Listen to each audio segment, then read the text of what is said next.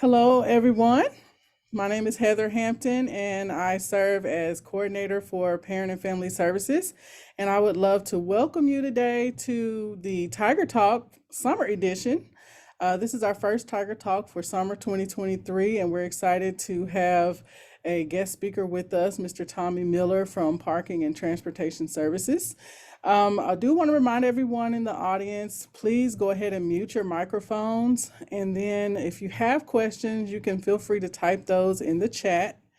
You can also unmute yourself at the end of the presentation. If you want to ask your question out loud, that's totally fine. Do send regards from our senior coordinator, Kayla Hubbard, who's not able to be with us today. And I do want to let you know that we are recording this Tiger Talk so that families can join in the Tiger Talk later on our YouTube channel. So we'll go ahead and get started. First of all, I want to introduce Mr. Tommy Miller, again, Assistant Director for Parking and Transportation Services. And we always like to start our Tiger Talks with a question just to kind of get you familiar with our speaker. So, Tommy, I want to ask you, what is your dream vehicle and why? Well, somebody in transportation ought to have a good one, right? Right. So all my life, I always wanted a Chevy Corvette. So don't know if that'll ever happen, but that's my dream vehicle. That's a good choice right there. A Corvette. That's a two-seater, right? No kids allowed. That's a two-seater, convertible, all the bells and whistles, could be old or new, doesn't matter. I'll take All any right. of them. That's nice. I think my dream car would be one that could have unlimited miles and never break down. I think I'll That take is the that. dream. And it can have some bells and whistles too. There you go. Well, thank you so much for engaging me with that question. I'll go ahead and turn everything over to you, and you can get started with the presentation. Just let everybody know who you are, maybe how long you've been at the university, and what you specifically do with parking and transportation services. Sure. This is Tommy Miller, and I am Assistant Director of Parking and Transportation. I came to the university in 2012 to start. First of all, my assignment was to get the Blue Line shuttle system up and running and run it, which I did that. And then my director, Angela, asked me to get involved with parking and work on projects and lots and repaving of lots and all kinds of things and construction, oversee some construction projects, and then just everyday parking things. So I'm very much involved in all of that too. So that's basically my background is in logistics. I spent many years working in the world of international logistics, shipping goods all over the world, and now I am in parking and transportation at the university, and it's been very rewarding. Awesome, awesome. So we'll take a look at some of the things we have been conducting new student orientation all summer. We finished, or we just about to have the 4th of July break for there. So we've already done quite a few. And if any of your, students have not done it or not thinking about doing it, they certainly should, because it's well worth your time and effort to come and do a new student orientation. But we're going to cover a lot of things today that we do in orientation. So first of all, everybody, all new students coming to university will get a permit/hang tag that it will be assigned to the student. It'll be mailed to them this summer. With it, we'll get the fall of 23 sticker. So the basics of parking on campus for anybody is to have a permit and then the current semester stickers. So we're going to give you the first set of stickers with your permit for all incoming freshmen. And that would be fall of 23 stickers. Subsequently, the parking will mail out everybody's current semester. So like when the December comes, we'll start mailing out SP 24 or spring of 24 stickers. So that's the basics of parking. So what does that give you a right to do? There is the slide says it is included in your activity fee, your parking. So that gives you on a map that we've got, which I'm sure that Heather can include that maybe in the presentation, but I've got a brand new campus map that I just got done with campus planning, and they're coded in yellow on the map, and those are all the general parking. Now that includes surface lots, but it also includes with about 3-year-old now, barely used considering COVID, the south garage, which has a walkway that connects you to the campus, goes over the railroad track in Southern Avenue. That is open to all general parkers. There is no extra fee for that at all. All you have to do is be registered for class. There's a chip on the back of every permit, and that chip will be coded to open the gates. And that is a 1,000-car garage. And it is a wide open garage. It's a beautiful garage, frankly. It's not claustrophobic in any form or fashion. It's very open. And I suggest that a lot of people give that garage a try, because I've never seen it any more than 40% full. So there's always room in that garage. If there are residents on campus and they are going to bring a car, because we do find a lot of residents don't bring their vehicles. But if they do, we set aside residential lots. They're coded in purple on the map. And every resident hall on campus has a purple resident lot close to it. So for instance, if you're assigned to Centennial Place, then there are 2 lots 34 and 37. They're in purple right behind the Centennial Place. And those are the lots that you would purchase. How do you do that? You go online to purchase for $40 every semester access to whatever resident lot is associated with your dorm. And we will then give you an extra sticker that would go on your hang tag, and that would let you know what lot that you are parking in for your dorm. And then that's on a semester basis. So if you're doing that, we will open up sales for residential and priority student permits on August the 8th. It's all done online in Tiger Park. So we've got instructions on how to do that.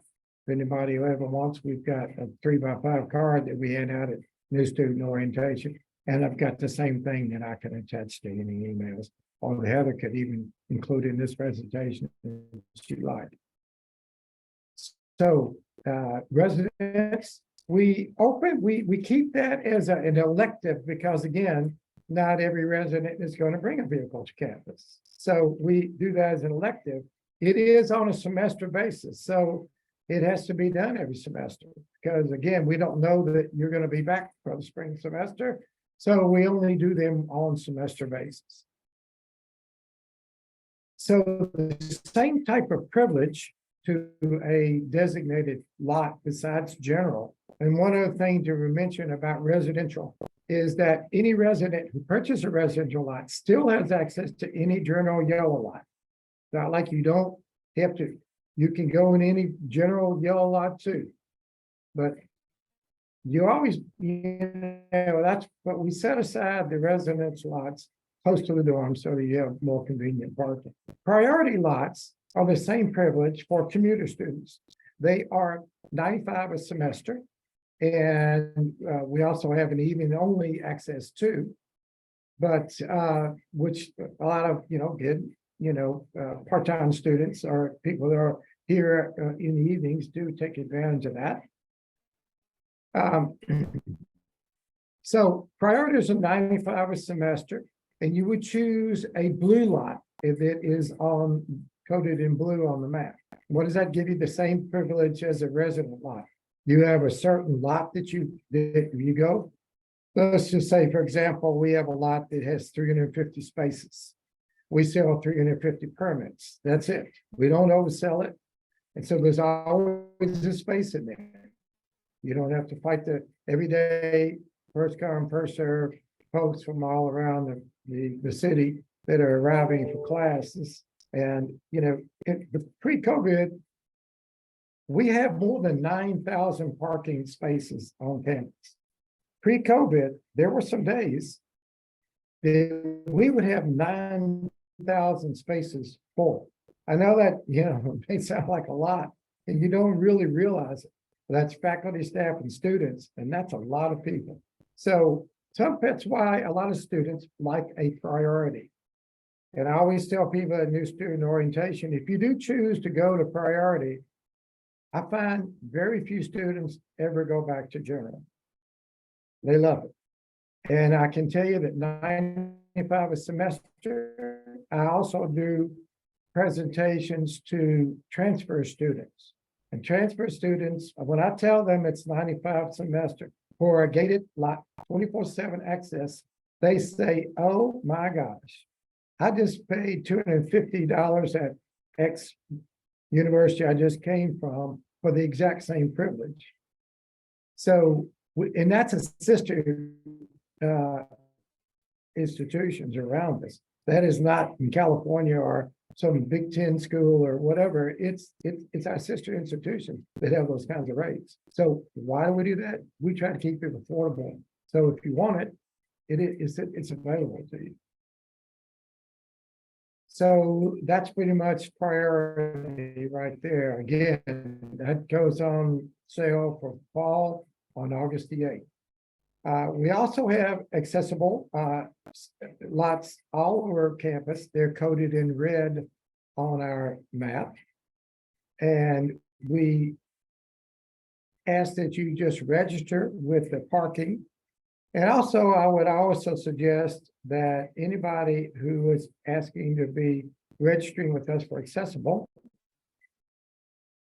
and that they also register with the Office of Disability Resources. And you may never really need them, but it's good to register with them. They also refer people who register with them, who ask them about parking to us. And we also have a link to actually how do you register with parking for accessible spaces that I can also include or email to anybody. So why do we do that? We actually do that for a couple of reasons. We try to protect the ADA accessible spaces on campus for people who really need them. And I could make a whole list of all of the ones that it's sad to see, but there are a lot of people that abuse that privilege. We really try to protect the spaces because there's a lot of folks that really need that. So we will also code the permit to allow the permit to any gated lots on campus that have accessible spaces behind the gates. And there are a lot of those. So, and again, we try to protect those. So if you register with us, you're going to get access to everything on campus that is in red on the map. And if you don't, you won't have access to the ones that are behind the gate. You will just be able to park in the ones. We have plenty of those that are non-gated, but if you register, you got twice as many choices to choose from. So that's all we do, and we ask that paperwork be in a student or faculty member, or whoever it might be asking for it, that the paperwork be in their name. Common misconception is that I can use my grandmother's because I take her to Walmart. I can use that to park here on campus. No, that is quite a large misconception. So it has to be in the student's name. So here's a just quick look at the permits. Our new ones now are white instead of blue. So the ones being mailed out this summer are going to be white. The other things are all the same on it. There's two, as you can see, there are two spots there for the semester sticker. And then there's a spot for either a resident hall parking lot or a commuter priority lot.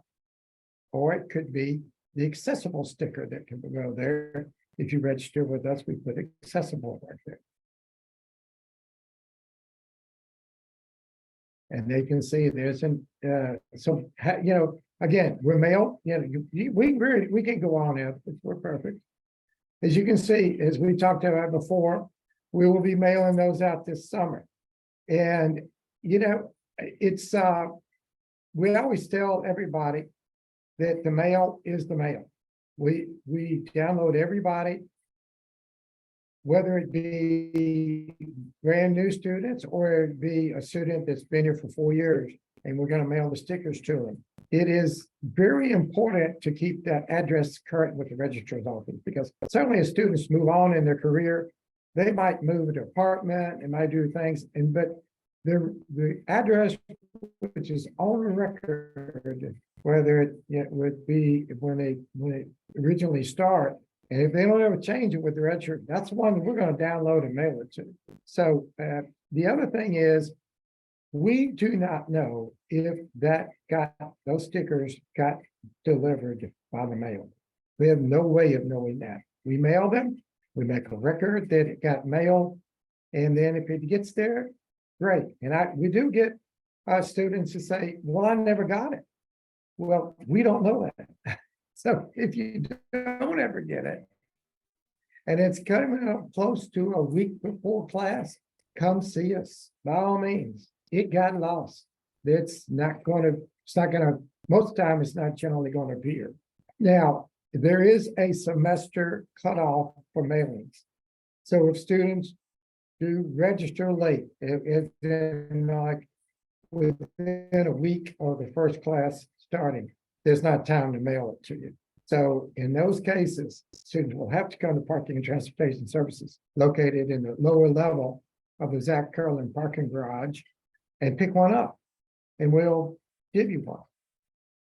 So as it says, there's a grace period. We like the first week of class is usually quite, it's quite busy. It's understatement of it. Even post-COVID, the first week of classes, because a lot of students come and they come 10 or 15 minutes before their first class, thinking, oh, I can just find a space, and it doesn't work that way. I always encourage people to get here plenty of time to give you options if you don't have a designated lot to go to. Again, general parking has lots of spaces. They are first come, first serve, though. So, it's something you need to just keep in mind when you're coming to school. So as we talked about there, this gives you good right there. In Tiger Park tells you exactly how to do it. And really, those are all done online. We really encourage students to do that. Now they can come into the office. Even at that point, our front office people are going to say, please do that online. And, because it goes very quickly and fast that way. It's a lot easier than trying to do it from the counter. So again, the priorities there and resident lots. There's a few resident lots that can sell out. I'll give you an example. Lot 30, which is right next to Rawls and Smith Hall. It's not the biggest lot in the world, but it is highly sought after by Rawls and Smith students. it can sell out easily in the first day. Lot 29 across the road is also assigned to Rawls and Smith. It's usually the lot that people will go to next. So if you don't get in 30 and you are living in Rawls or Smith, you can always go to 29. But we have some resident lots that do sell out. Same way with priority lots. If for example, in a priority lot, our two daily fee garages on campus. One is the Zach Curling garage. If you ever come to new student orientation now, that is where you park when you're here. And then the other one is right there next to the Fulkerman College of Business and the FedEx Institute. And it's called the Innovation Drive Garage. Both of those are available to students as priorities. A lot of students like the Zach Curling Garage because it's got covered access to the University Center. And they like that because it's a 24/7 access for 4 months of parking for $95, which really can't beat it. However, our garage access for students sells out fast because in each one of our daily fee garages is faculty, staff, students, visitors. So, everybody needs a piece of the pie. So if anyone is looking to buy a priority and they want a garage, one of the either Zach Curl or Innovation, do it on August the 8th. All right, what have we got next, Heather? Basically, again, as we talked about, everybody who parks on this campus, believe it or not, including the president, he's got a permit too, has a permit of some kind to park on your property. It can be a visitor permit or just for visitors. It can be a vendor permit if you're doing work on campus. But specifically for students, it's going to be just the general permit we hang tag that students will have in their possession. And infractions can be simply as simple as expired semester stickers. You start the spring semester with fall stickers. We don't know for sure that when we come to your car in the parking lot, we don't have access to all the registration data. So they're not going to know whether that student is registered for the spring semester or not. Or if, they live in an apartment, comes somebody, but they want to park here, but they're not really registered for class. Well, that's not the purpose of our parking lots. Our purpose of our parking lots is for somebody with the U of M affiliation, faculty, staff, student, visitor, vendor to park here, and we try to protect those spaces. So, yes, it does need to be appealed within 15 days of issuance. And the SGA, and I always work with the SGA to give them, they have a board that looks at every one of the appeals. So it's basically for students, it's a judgment by your peers. They know I always admire the students who do that with the SGA because first of all, they take it out of the time of their schedule to serve on this board. Second of all, they learn up and down the parking rules and regulations, which is not easy. There's a lot to learn. So they do it very fairly. And if we have to step in or if there's a question, parking always can do that. But we really don't do that much. We leave that to them.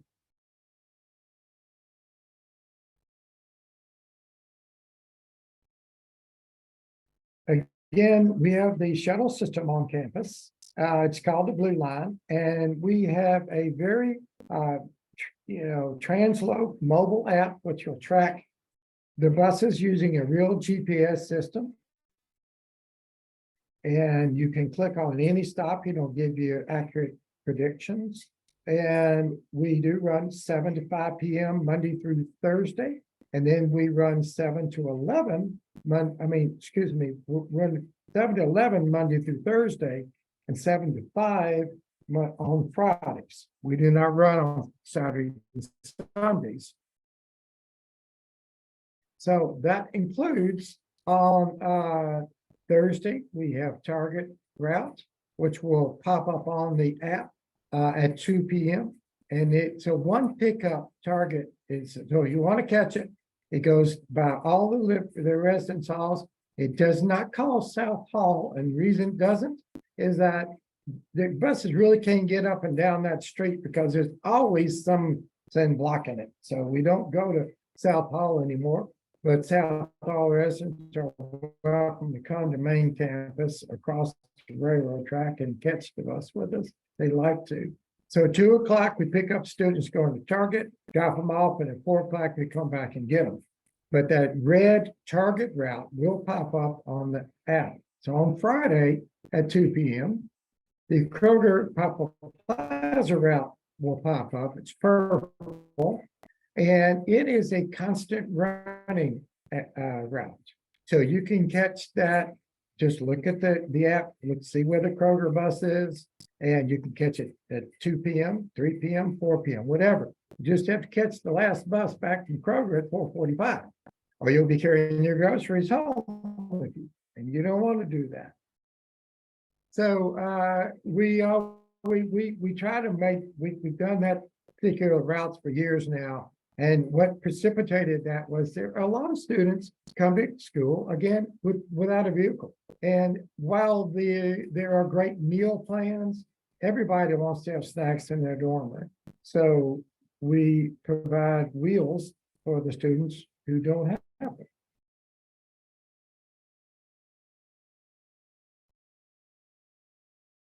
If there are any questions, you can always contact us. We're there, as I would just say, Monday through Friday, 8 to 4:30. Again, we are at every new student orientation all summer long. And we have 2 people working our table. And so anybody who comes up, we're glad to give them plenty of time to go over it again, go over all of the aspects of parking on campus. It's fairly simple, really. Again, just need a permit, current semester sticker, and then the rest is choices, for the students.